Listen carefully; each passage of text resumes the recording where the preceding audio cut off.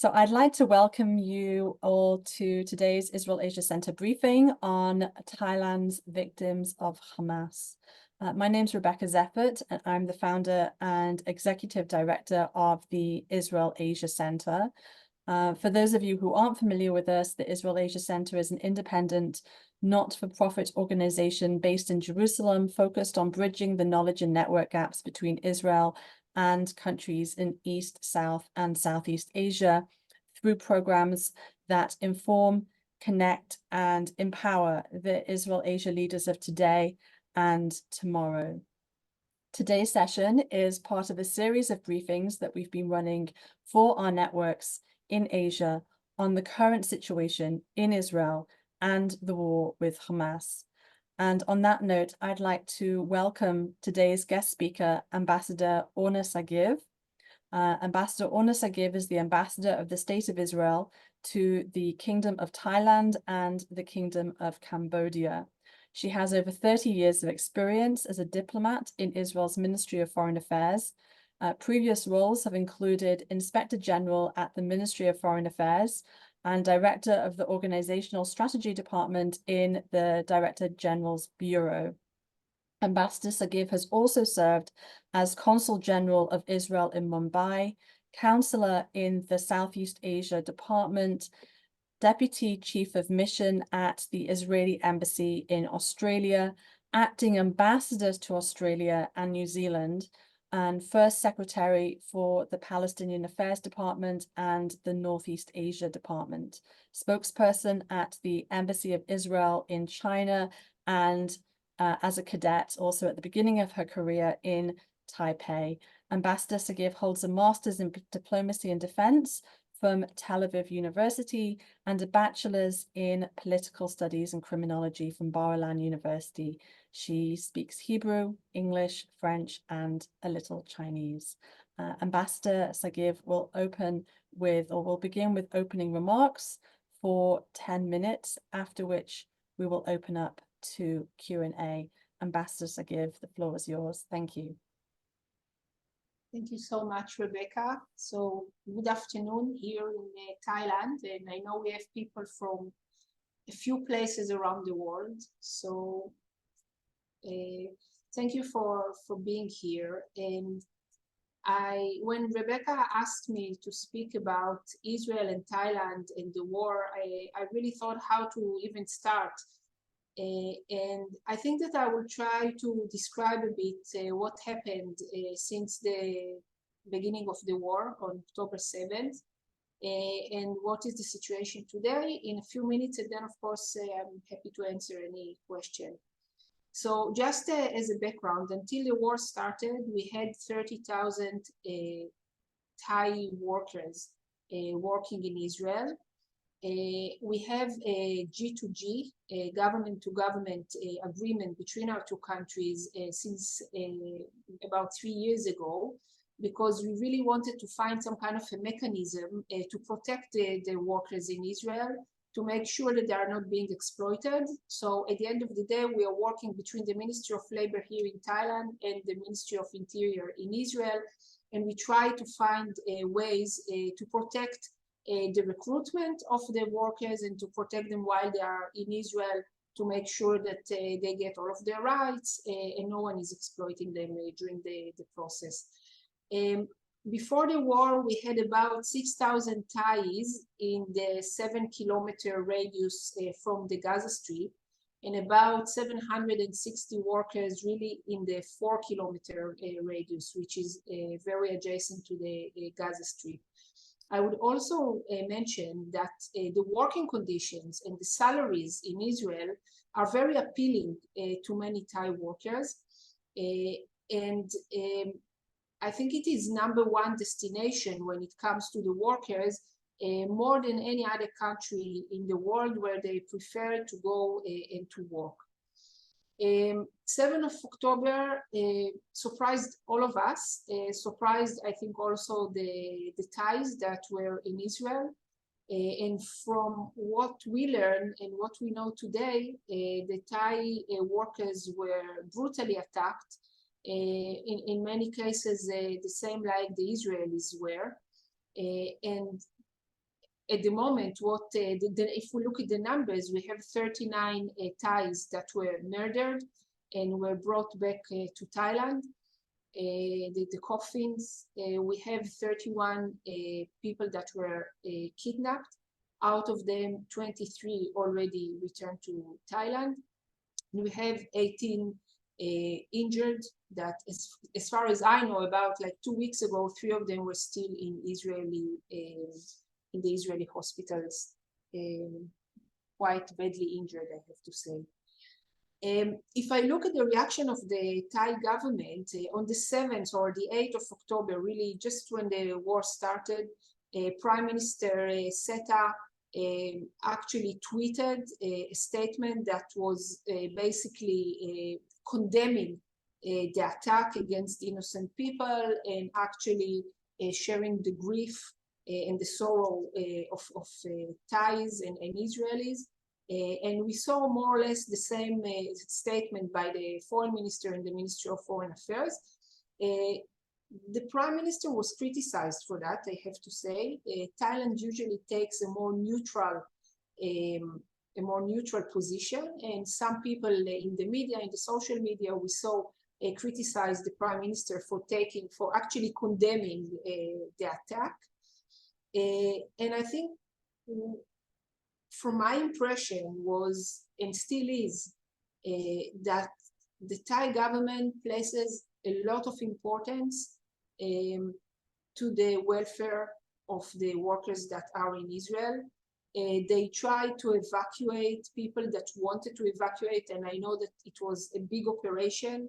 Israel and us as the embassy, we were very much involved together with the Israeli military and other agencies in Israel to try and assist as much as possible to the Thai government, help them to evacuate Thais back to Thailand. And about 8,600 or 9,000 workers decided to be evacuated and come back to Thailand. Meaning that yes, it's a very large number, but still about 2/3 of the workers chose to stay in Israel and chose not to leave and to keep working. Some of them, especially from the area that is very close to the Gaza Strip, from the communities that was mostly affected, they had a choice if they wanted to stay in those places, those that were not evacuated in the immediate area, or they wanted to choose and to move to another destination in Israel in a more secure place, and many of them actually did it. And it's interesting that the Ministry of Labor here in Thailand had a survey about 1 month, I think, into the war, and they asked people that were evacuated if they would ever want to go back to Israel. And from what we know, about 70% of them stated that they wish to return to Israel as soon as they can, and as soon as the government allows it. I would say that a few days after the war started, the government of Thailand decided to stop sending employees or workers to Israel, not to send new workers, and that was kind of something that stopped Thai workers from going to Israel. Some of the Thais, when they left Israel, they got a special visa that actually allows them to go back to Israel when they wish. And we are very happy to receive them back in Israel. Some of them, from as far as we know, they return to Israel. They already are in Israel, and they decided, or they have 6 weeks. It's like a holiday that they took, and they can go back and work in Israel if they wish. And I, for one, really am hoping that the Thai government will also allow new workers to go to Israel in the near future. Of course, we can, as a government, the government of Israel, we can promise them to send the workers only to green areas, areas that the IDF, the Israel Defense Forces, actually say that it's a safe area, it's a green area, and we will not send them to, again, to border area or places that might be more dangerous. recently, the Minister of Foreign Affairs went to Israel, and that was happening. That was about 3 weeks ago, when we had the massive or the larger, the only time that some of the hostages were released. The Thai foreign minister went to Israel. I joined him on that trip, and he came back with 17 of the hostages. After that, 6 more were released. So as for now, 23 of the Thais are back in Thailand. Again, for us as the government, we care a lot about the Thai workers. We want to make sure that they are safe, and we're doing everything we can in order to help them with that. I want to say a few words about the Thai hostages, because I read a lot that it is all thanks to Iran, and only Iran was responsible for the fact that the Thai workers were released. Now, again, I'm speaking from an Israeli point of view. I have no information about what was happening behind the scenes, but I know for sure, and that's perfectly understandable, that after Thailand realized that they have so many hostages, they approached every possible player, I would say, every possible country, and asked for their assistance in releasing the Thai hostages. Among them, Qatar, Malaysia, Iran, Egypt, and others. I think that basically there was a group that sent kind of a track 2 delegation by the spokesperson of not the spokesperson, the Speaker of Parliament here in Thailand. He sent a delegation on his behalf to Iran, and they met with Hamas, and there is a lot of PR going on after the release of the hostages, saying it's only because of us, it's only because we did it, and it's only because of what we did in Iran, the hostages were released. You know, I'm a diplomat, and I learned how to read between the lines. And the statement that the government of Thailand actually published after the release, in that statement, they kind of thanked the parties that assisted from their point of view in releasing the hostages. And it was according to this order. They wanted to thank Qatar, Qatar, Israel, Egypt, Iran, Malaysia, and the Red Cross. And later on, when the Prime Minister also mentioned that, only I think a few days ago in an interview to the Nikkei Asia, he also thanks Qatar and Egypt. Again, I think that in diplomacy, the order of things and the way it is presented, I would say that, first of all, in Thailand, they realized that Israel has been doing everything we can in order to release all the hostages. And when we say all the hostages, we mean all of them, including the foreign hostages, including the Thai hostages. And that there are other players, either from Iran, that were very or much more involved, and the results can be attributed to them as well. And I think the order of that is significant. I can stop here, Rebecca, or I can say a few more words. Please continue. We can continue. All right. So I want to say that for us as the embassy, what happened to the Thai workers, and I think for the state of Israel, it's been terrible. And in a way, we have such close relations with Thailand, but in a way, it was our fate became even closer in such tragic circumstances. For us as embassy, we try to do everything we can in order to assist the families and to assist the victims to get their rights, and we try to do everything we can to be in touch with them. When the coffins arrived, there were like 5 rounds that more and more coffins arrived. We were at the airport, and it was important for us to be there and to show our sorrow, because it was heartbreaking to see that. Only last week, I went with my consul to one of the provinces, the remote provinces in the northeast part of Thailand, in Udon Thani, and we visited 11 of the bereaved families. We met the families. We heard stories about their son, about the father, about the husbands that they were. And I have to tell you, it was really heartbreaking. Next week, we are going to visit 2 more provinces and meet more families.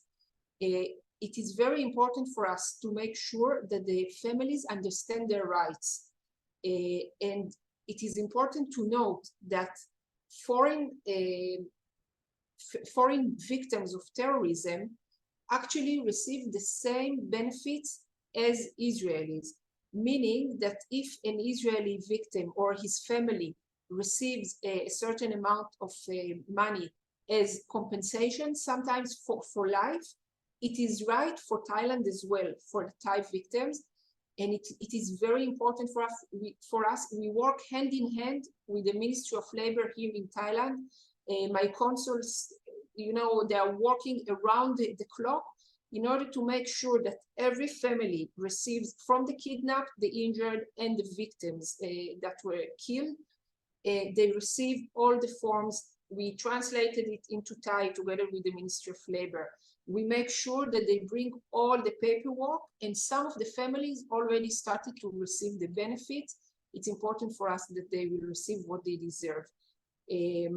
We also, again, make sure that if people want to return, if they ask for our advice, we do everything we can. And by the way, the Ministry of Foreign Affairs, together with the Israeli military, received the hostages.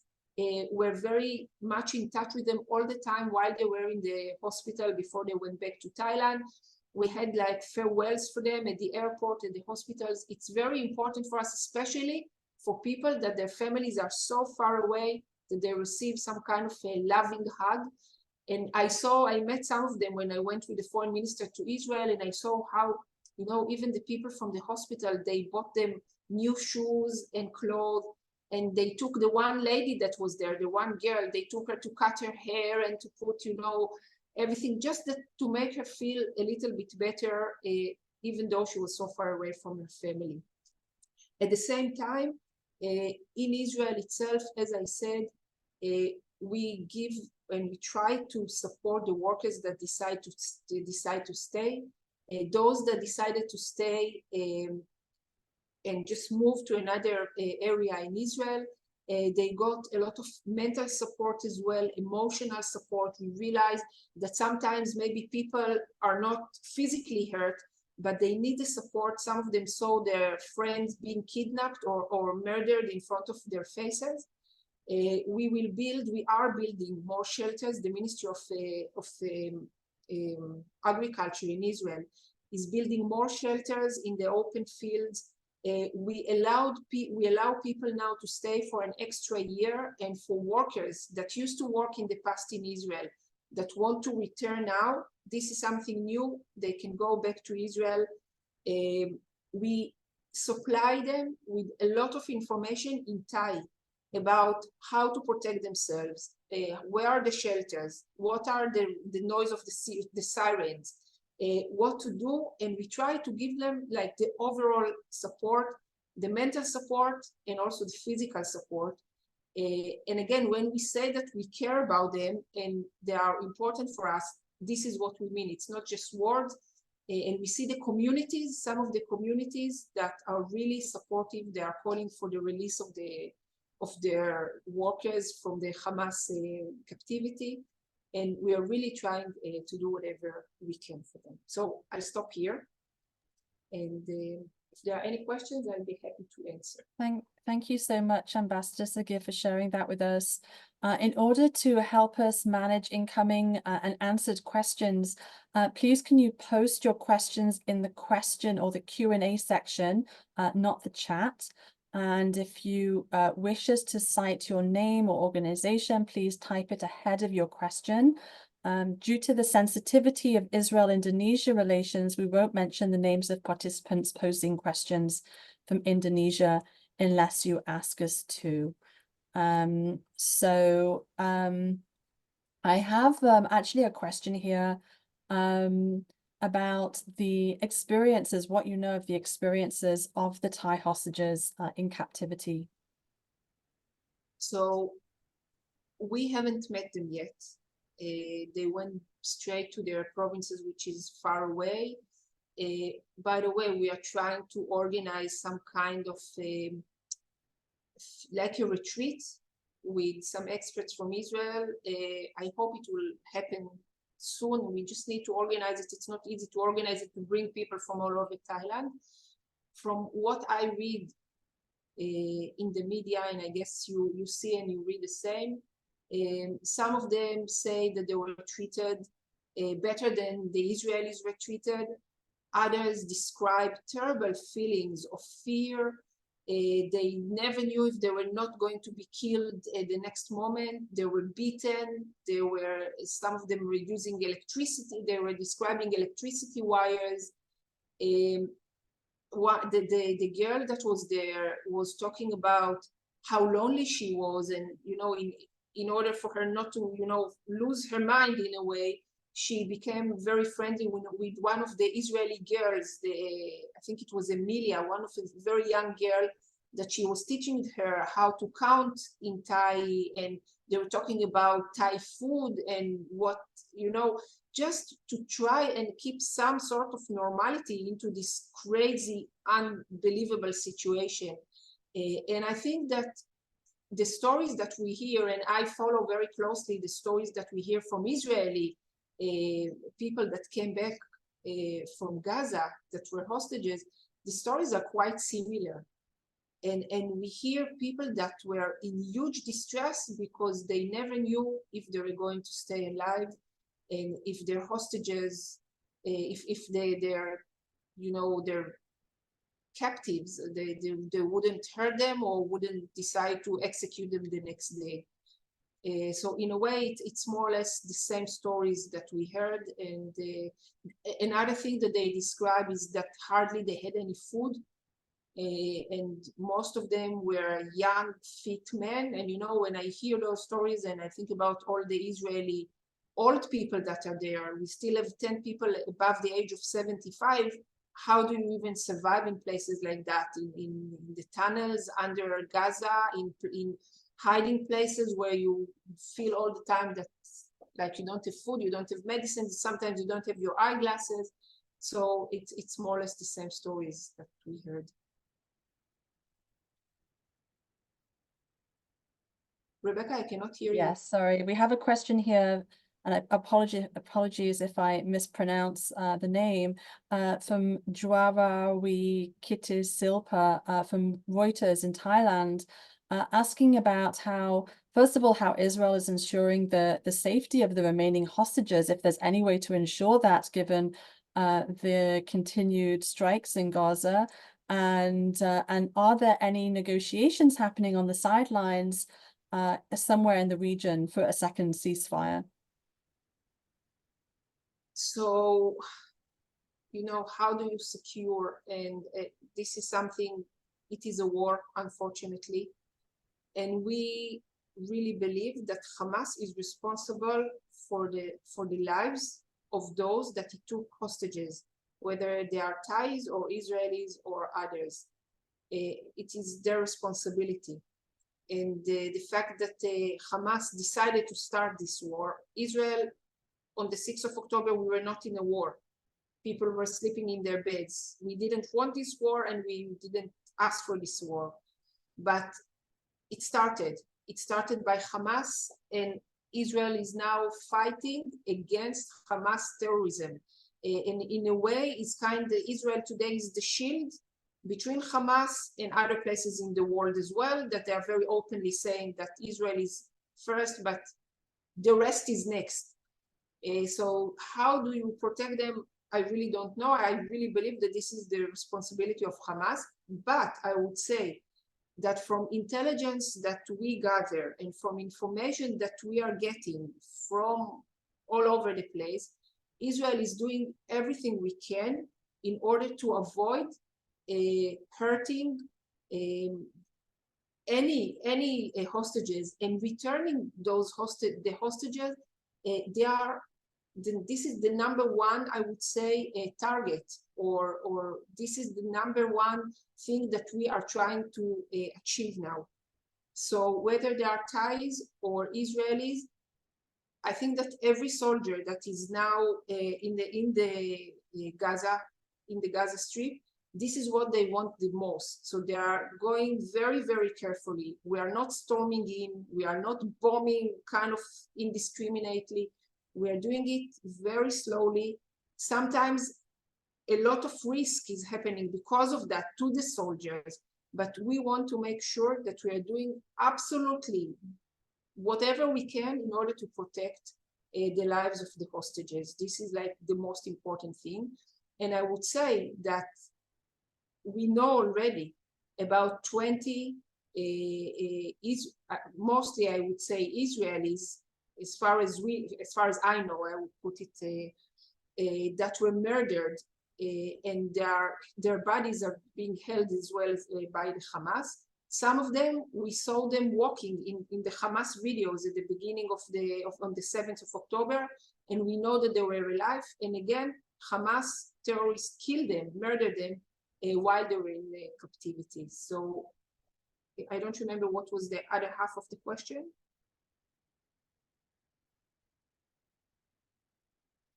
Rebecca, you're on mute. Yeah, sorry. The other half of the question was whether there are negotiations happening on the sidelines somewhere in the region for a second ceasefire. I have to say that I don't know. There is information that things are happening, but I have to admit I'm in Thailand, so I cannot refer to that because I don't have enough information. Ambassador Sagiv, do you have any closing remarks you'd like to make? I would say again that the Thai workers are very dear to us and very important.